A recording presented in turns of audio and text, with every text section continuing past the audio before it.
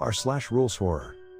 Posted by you/inevitable_cookie_74. Rules for hide and seek.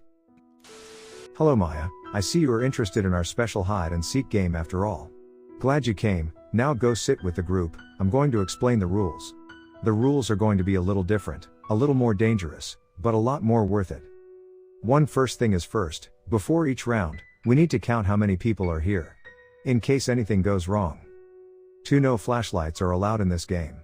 The trail to the safe zone, aka the meeting grounds, will be lit by small lamps. 3 You have to hide away from the lit trail, otherwise it's cheating.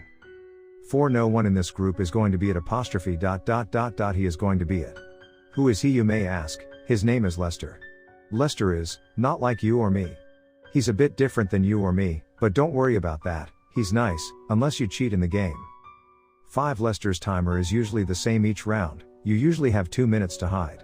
Since we are playing in the woods, that's plenty of time. 6 Stay out of the dark places. I don't mean like nighttime dark, I mean areas that are unnaturally dark, like pitch black, this is for safety purposes. 7 No cheating. Lester will know. 8 If Lester finds you, you're out. Head back to our meeting point, aka here, once you're out. Do not wander in the woods after you've been found.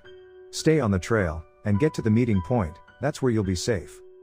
9 If you at any chance see a large bug, specifically a cockroach, like creature with yellow eyes, leave the area as quietly as you can, do not run, and inform whoever you see to avoid that area. Do not return to that area for 30 minutes. 10 If you by any chance see a graveyard whilst exploring the woods, you've messed up, and Lester's going to punish you severely.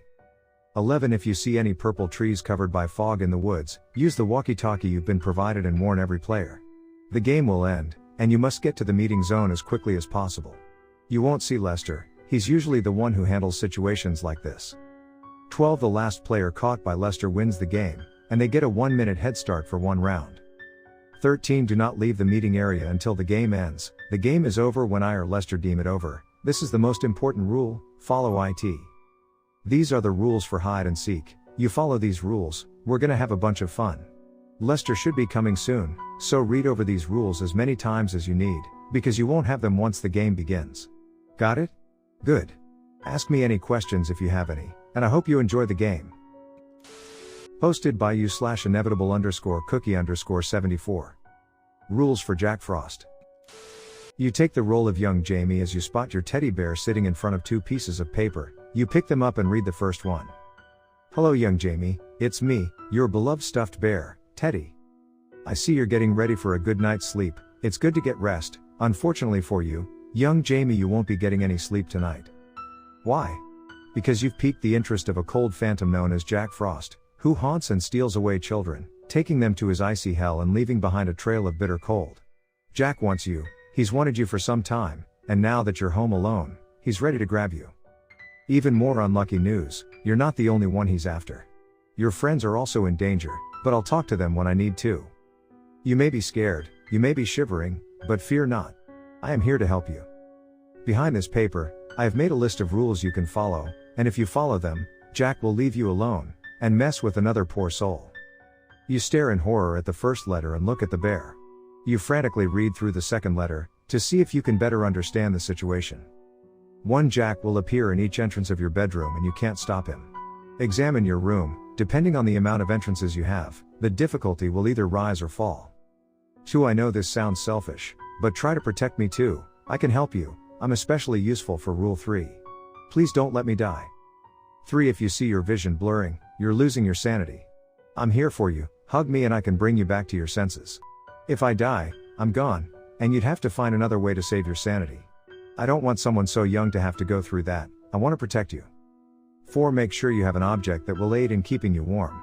Jack loves to drop the temperature to lure the children out. A blanket or 2 will help. 5 You need a light source in case the power cuts out, as well as to blind Jack if he tries to get inside. If you don't have a flashlight, use your camera. If you have no light source, then I can't help you. 6 If you hear shuffling from under the bed and you see a tall lanky figure with a blue hoodie slowly stand, close your eyes and cover all your skin in the blankets.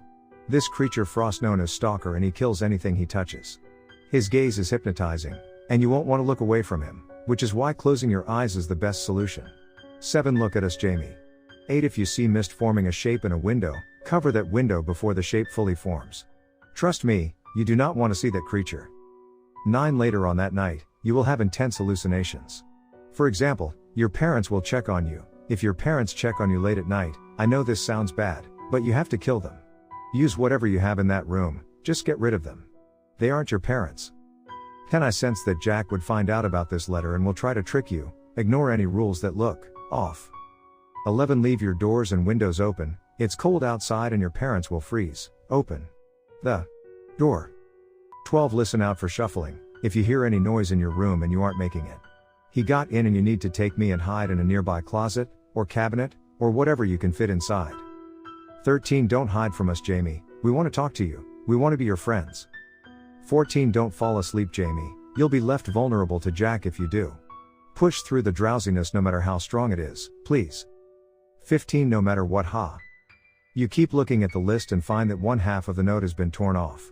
You look at your bed frantically to find one piece of frozen, decrepit paper reading. Time to play. See you soon, Jamie. Posted by you/inevitable_cookie_74. There's something wrong with me. Update. I've discovered the truth, now it's too late. Hello again, I'm surprised that I've been able to make an update. I thought once that man broke in, I was a goner. He beat me up pretty well, but he didn't kill me, or even break anything. However, I am missing an eye now. It's all weird because I don't feel anything like that. I mean, I feel something, just not anything, or any pain that's intense.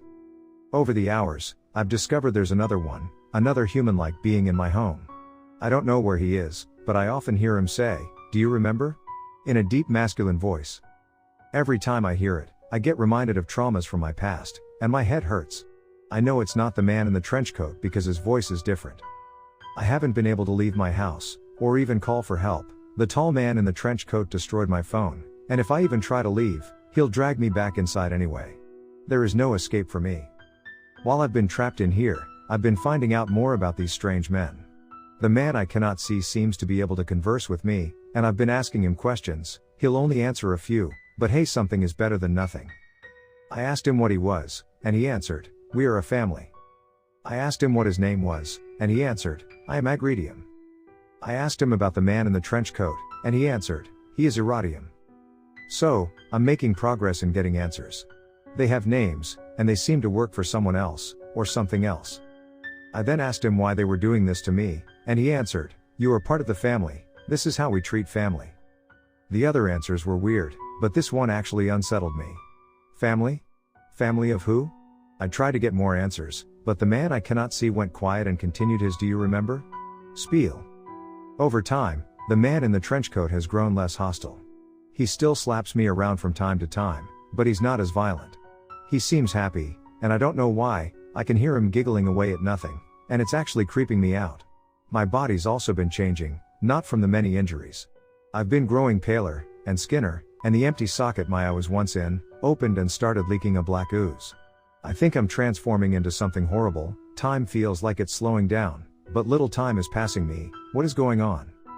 Just 3 hours ago I heard the trenchcoat man whispering "sister" in that dual voice of his. The man I cannot see also seems very happy, speaking about family, and another being known as father. I decided to sleep. My nap only lasted 20 minutes, but it felt like 2 hours. I woke up to find a pocket watch on my lap. It had an elongated hand on it, and it was also leaking black ooze. I looked around and my home was dark, with a red glow in it. I went to my living room and I found another being standing over the tall trench coat man, as well as another man with a top hat and a fancy suit, with a messy beard and dress shoes. Perhaps this is the man from the shadows. This creature was tall and had what appeared to be worms for hair, and a porcelain mask. It looked at me and walked up to me, its long arms grabbing me and lifting me into the air, but I couldn't move, or I didn't want to. It spoke to me, and I listened to it. Its voice sounded motherly and fatherly at the same time. Like a parental figure, I felt so comforted by its presence, and the other two men did as well. They were revering this being, staring as he held me in the air. "You drank my blood, now you will join us, join my family. For I am now your new father, Iradas," it said, before tearing my left sleeve off and sinking his finger into my arm. I didn't scream, I just felt dizzy and euphoric before passing out. Once I woke up, I found myself in the middle of the three beings. They all looked down in unison and I stood up. All I could hear was ticking from my pocket watch. "Do you like your gift?" Errata said. "It suits you well." I didn't respond. How could I? What was I supposed to say to something so surreal? "Your name is no longer Anna. Your name is now, Timekeeper. You will help me grow my family, by spreading my blood," the creature said before he removed the smaller minute hand from my watch, stuck his hand in my empty eye socket, and stabbed my brain with the watch hand. He twisted T a few times before pulling his hand out. It didn't hurt, it felt weird, but not painful. He sat me back in the middle of the triangle of mysterious beings. They looked down at me as if I was a newborn child, just processing my new environment. I am now one of them, and I have a new purpose. To help Erratas grow his family, with my new brothers, Erratium and Agridium. I don't know why I have to help him, but I do, or something will happen. I don't know what will happen, but something will happen. I just feel it in the presence of Erratas.